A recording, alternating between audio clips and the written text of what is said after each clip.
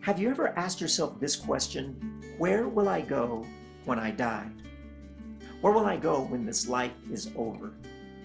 I had always asked this question when I was growing up, and I was always troubled by it because deep down inside, I never really knew the answer to that question until I was 24 years old.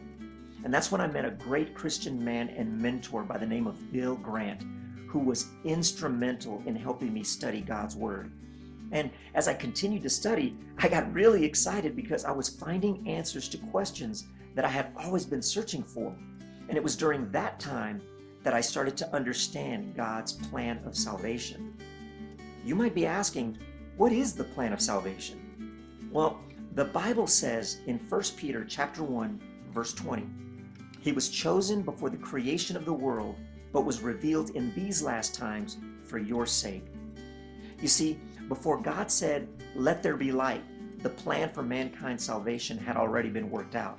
Before God formed man from the dust of the earth, He had already established a plan on how the redemption of mankind would take place. Before God said that all He created was very good and decided to rest on the seventh day, God formulated a plan that would be revealed to reconcile or bring back mankind's relationship to God. You see, Scripture tells us we all have the opportunity to hear God's Word, the gospel of Jesus Christ.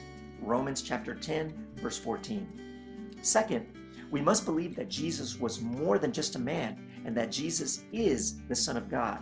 Hebrews chapter 11, verse 6. Third, the necessity of repenting in the name of Jesus and the promise of remission of sins are included in the plan. Luke chapter 24, verses 45 through 47. Fourth, a person must be willing to make the greatest proclamation ever known to mankind, and that is to confess that Jesus is the Christ, the Son of God.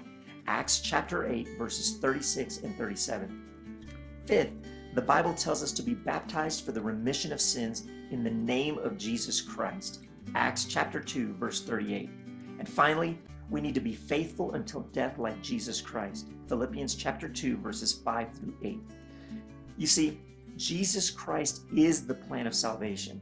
If we stay faithful to God's will, God's word, and God's way, we can have confidence and know that when this life is over, we will have a home in heaven awaiting us someday. If we ultimately come to know and understand His plan, then we should, without hesitation, follow after the Word that was made flesh and dwelt among us.